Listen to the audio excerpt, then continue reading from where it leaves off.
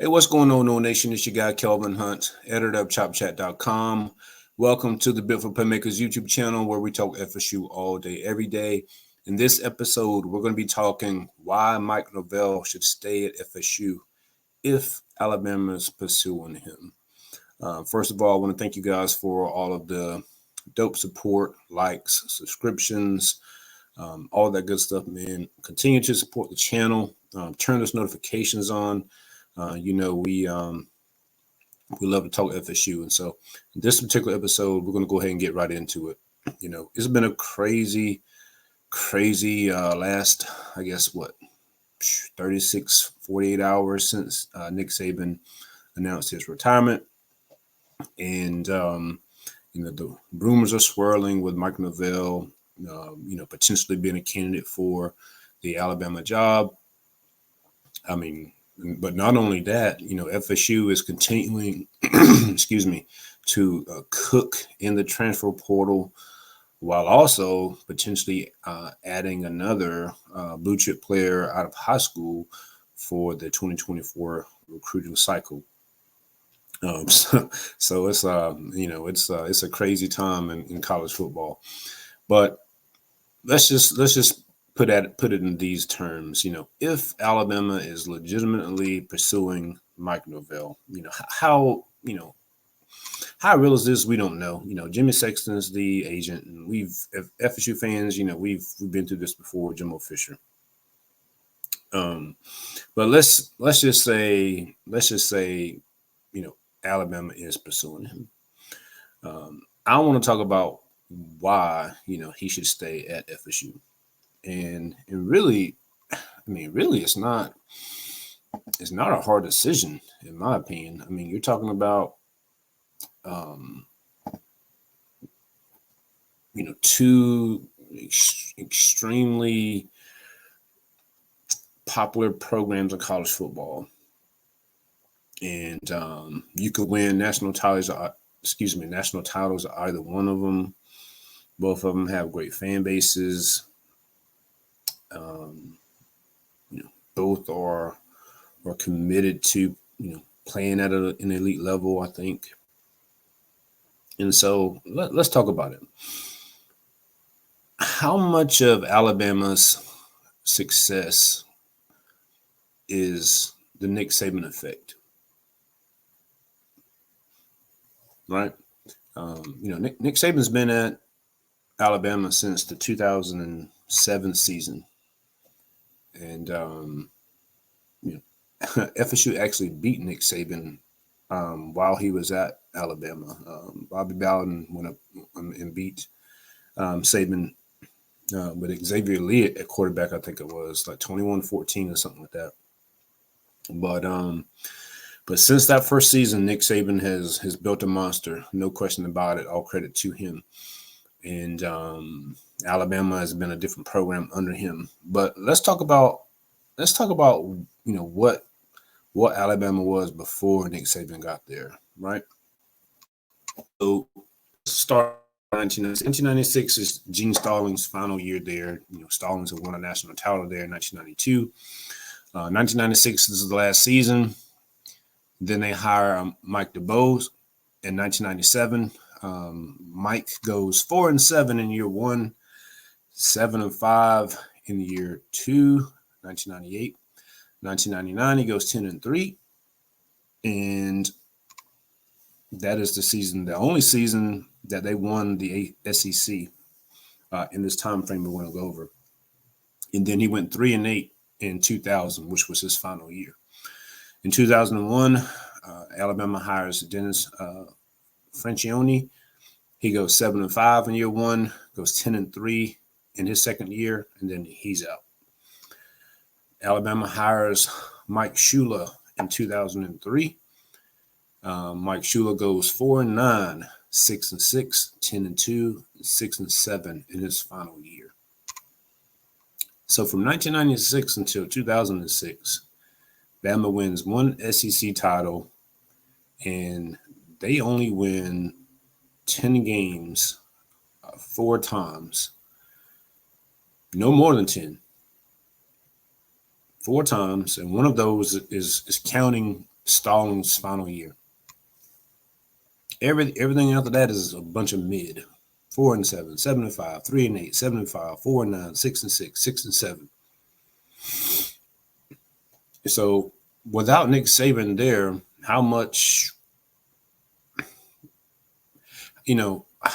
is that success attributed to Nick Saban? I mean, you're talking about, if you remove Stallings, 3 different head coaches who couldn't uncrack the code at Alabama after Stallings had won a national championship, 4 or 5 years before that. The difference was, Saban came in. Saban had a track record. He had already won a national title at LSU, a rival to Alabama. Alabama wanted to win really bad. And basically they were like, hey, you got a track record. Tell us what you want, what you need, and we'll make it happen. So he got all of those old-timey boosters to open up those checkbooks, and recruiting took off, and the Saban effect pretty much. So whoever goes in there after Nick Saban, are they going to be able to have that type of success? Mike Norvell hasn't won a national title. He got robbed of the opportunity. Just went 13-0 in the regular season, but boosters probably aren't going to look at him at the same level as, well, I know they're not. They're not going to look at him as the same level as Nick Saban coming in there after he had already won a national title at LSU. So it's not exactly a job where you can just hire anybody and have success.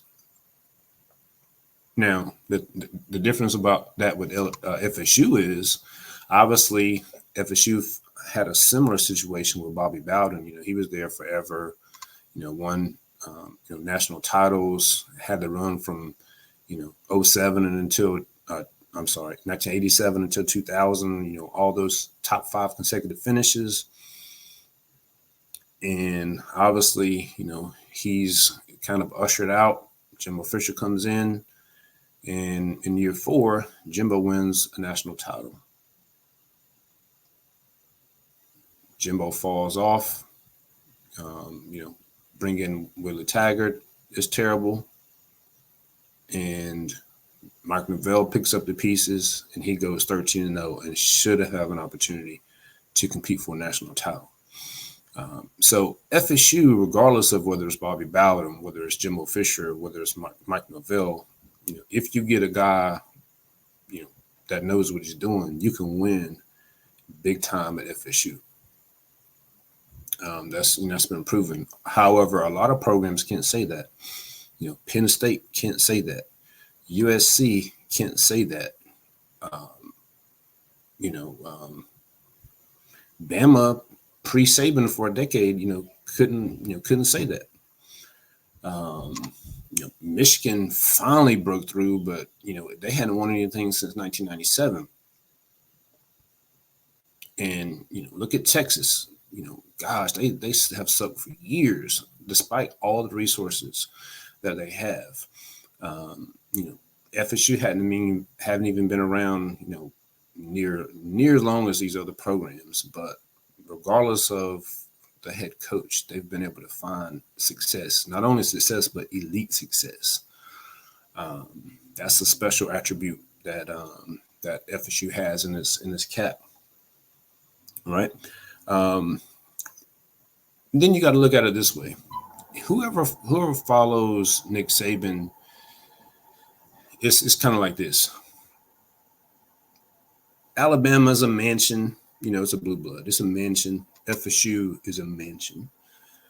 Nick Saban has restored Alabama's mansion to its fullest, right? FSU's mansion had cracks in the foundation. The facade was falling off. Windows were broken. Doors was off the hinges when Mike Norvell took over. Now, in the last few years, Mike Norvell has slowly repaired the foundation. He's slowly repaired the doors on the hinges. He's slowly replaced the windows. And why would he, he's almost restored this mansion to what we would call an elite mansion.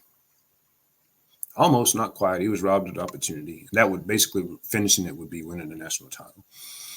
But why would he leave a mansion he is almost built, not from scratch, but damn near, when you provide what he inherited in the pandemic and all that good stuff? Why would you leave a mansion you've almost completed to go move into one that somebody else built that you're not going to get credit for it?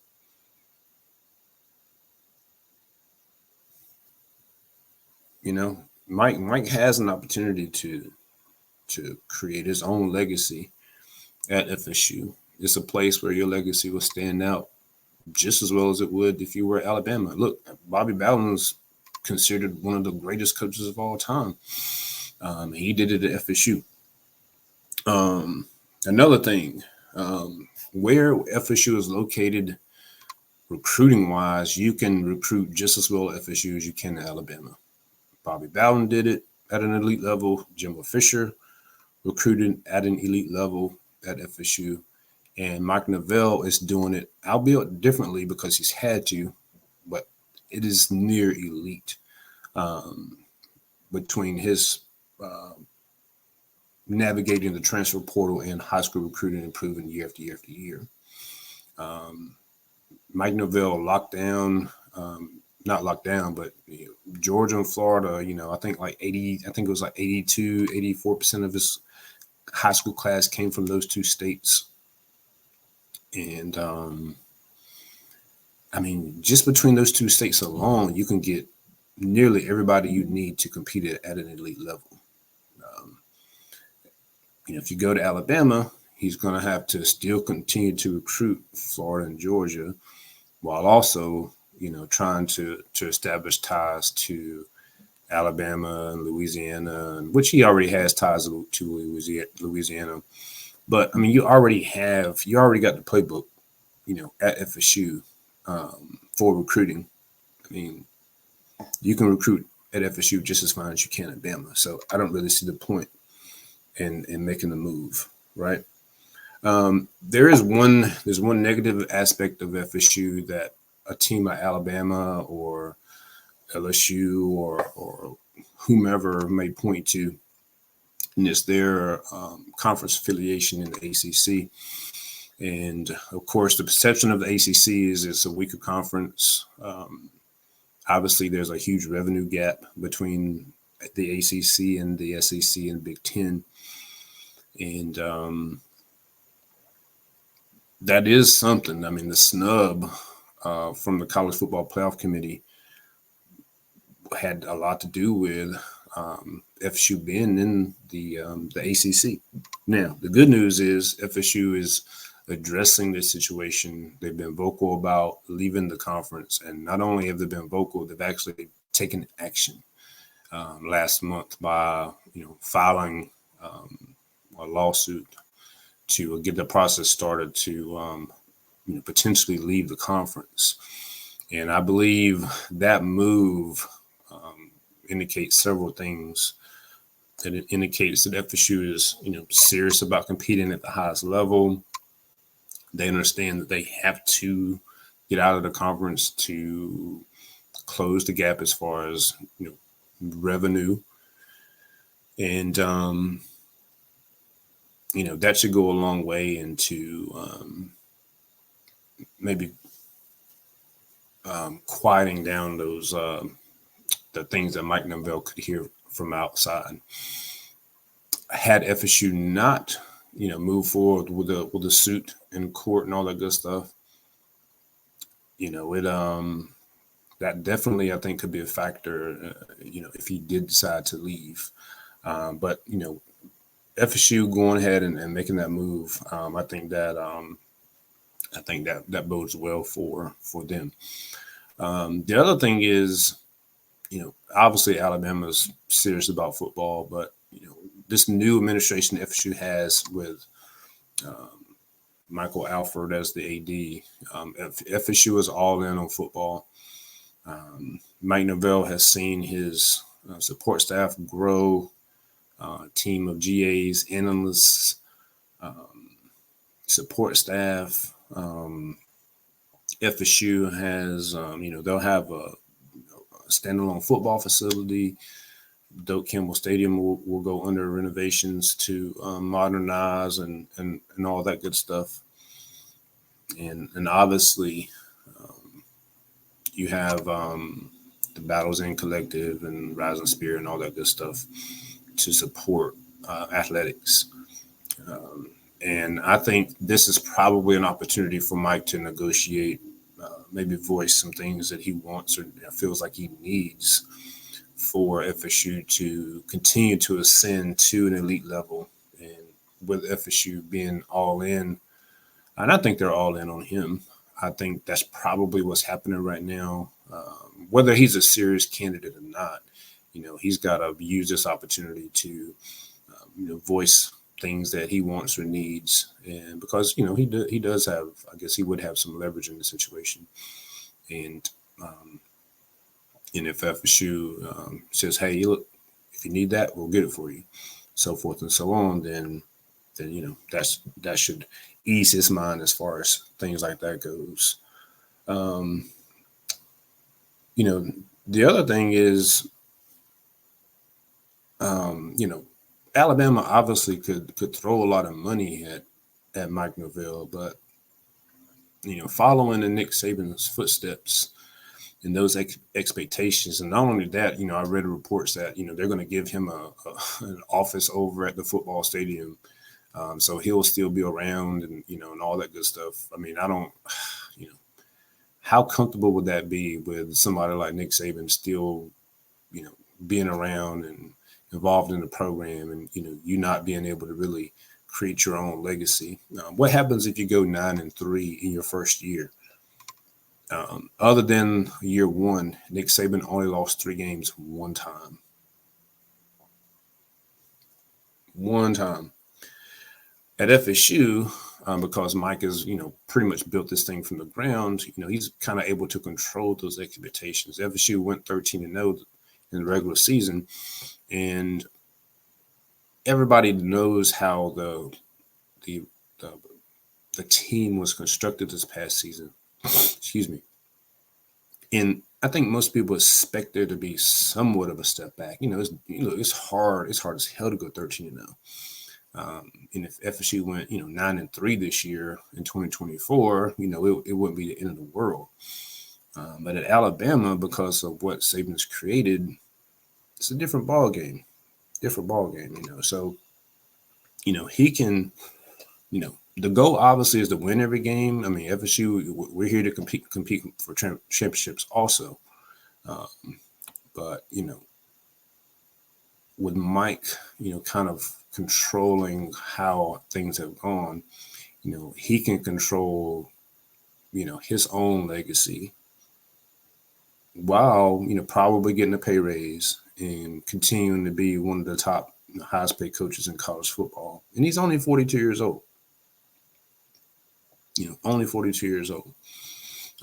So, I mean, I really don't see the allure of leaving Florida State for Alabama. It's all about timing when you're talking about, these type jobs. Now, if Saban, obviously retires and then they hire, whoever, Joe Blow, the guy from Washington, or whoever, and, after year 3, they're like, yeah, this ain't it. Then that would be an opportunity for somebody like Mike Norvell, if he hasn't, attained what he wanted to attain at FSU, or he no longer believes that he can do so at FSU, then it would be an opportunity to go to somewhere like Alabama, because you're kind of distance. There's a little bit of a gap between, what Saban created and then what the new coach failed to live up to or whatever, and the expectations are not going to be quite as high.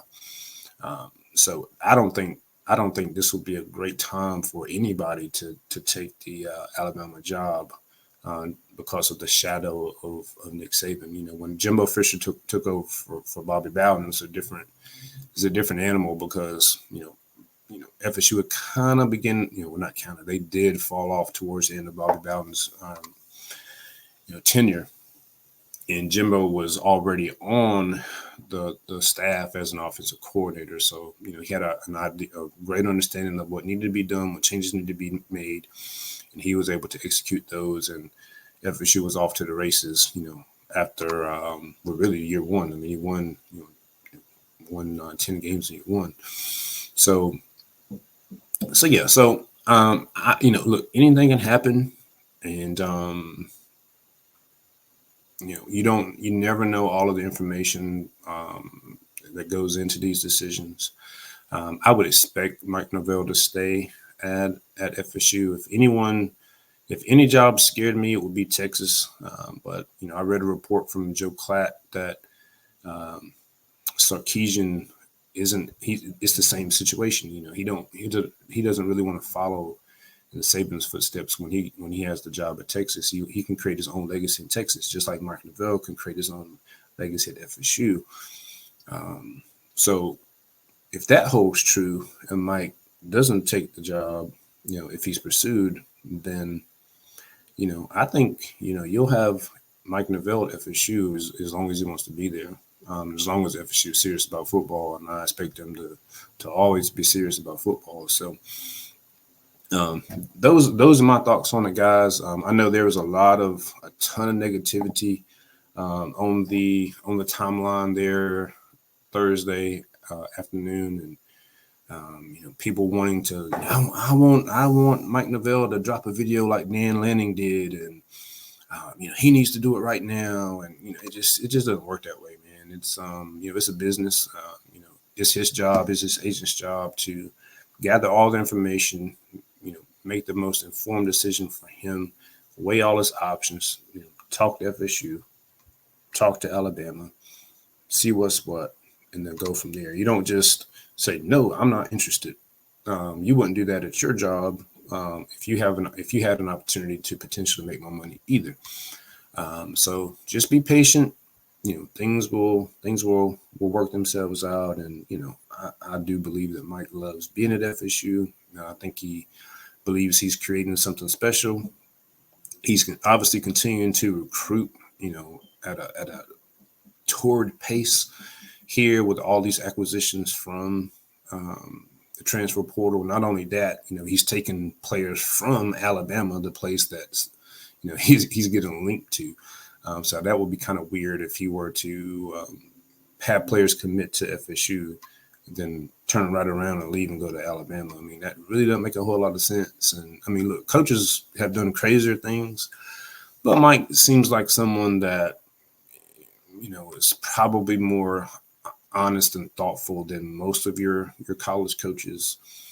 I mean, the guy cares a lot. If you watch his speech at the end of the final Orange Bowl cinematic recap, I mean, that's the type of guy you want leading your program. And if Mike Norvell did leave to go elsewhere, I mean, I would never, I wouldn't root for the team that he coaches, but I think I would always be a fan of him.